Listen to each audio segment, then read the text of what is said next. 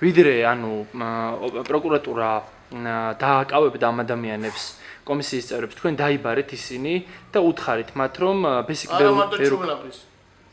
არა ერთ წამით ჯერ დავასრულო შეკითხვა ხო შეიძლება რომ ერთ-ერთ მათგანს კონკრეტულად ბერუკაშვილს მისი მეუღლის სახელზე ნინო ღვინიაშვილის სახელზე გამოტანილი თანხა 11000 ლარს ზემოთ 11760 ლარი უნდა დაებრუნებინა უკან ბანკ-ქართუს ანგარიშზე. ორი კვირით ადრე ვიდრე ძიებას დაიწყებინა. ადასტურებთ ამას.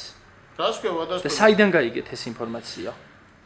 მე ჩემთან შემოდიოდა უამრავი საჩივარი მოსახლეობიდან. მე გადავამოწევ ველისციხის ვაზისუბნის. დაახლოებით 70-მდე მე შევქმნი კომისია ჩეკორიშვილი გიორგის თავმჯდომარეობით, რომელიც ამოწმებდა შემოსულ განცხადებებს. თუ რამე პრეტენზიები შემოდიოდა. მე ჩემი მხრივ ამ მონაცემებს მომოწმებდი ინფრასტრუქტურის სამინისტროს. სხვადასხვა ნახევარი დღე ვეძები ვინ იყო ღვინიაშვილი, იმიტომ რომ არ ვიცოდი ეს ღვინიაშვილი სახელი ნინო. შემდეგ დავადგინე ეს ადამიანი ვინც იყო, გადავამოწმე ინფრასტრუქტურის სამინისტროში და ნახე თუ რა თანხა იყო გაცემული.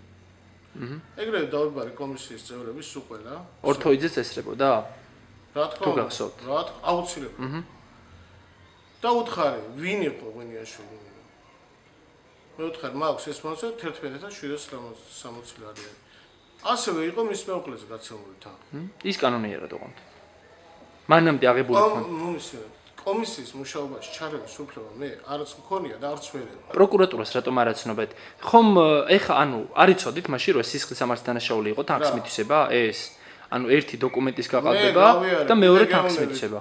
მე ჩავაყენე ინფრასტრუქტურის სამინისტრო და ვთქვი რომ აღნიშნული თანხა არის არკანონიურად გაცემული. რა გავაკეთო? თანხა თუ არის არკანონიურად გაცემული დააბრუნებინე თუ არა. სამინისტრომ გითხრათ? ვინ გითხრათ? ახლა კონკრეტული ის რატომ უნდა დავასახელო? თქვენ რატომ არ აცნობეთ პროკურატურას და პოლიციას ამის შესახებ რომ დანაშაულის ქონდა ადგილი? თქვენ ხომ განაცხადეთ რომ მაშინ გამოძიება დაწყებული არ იყო? რა თქმა უნდა ორი კვირით ადრე. ხო და აი ხა გეკითხებით რომ რატომ არ განაცხადეთ მაშინ თქვენ ამის შესახებ? ამ დროს ჩაითვალა რომ აღნიშნული რადგან თანხა დაბრუნდა და იქ არავინ არ დაზარალებულა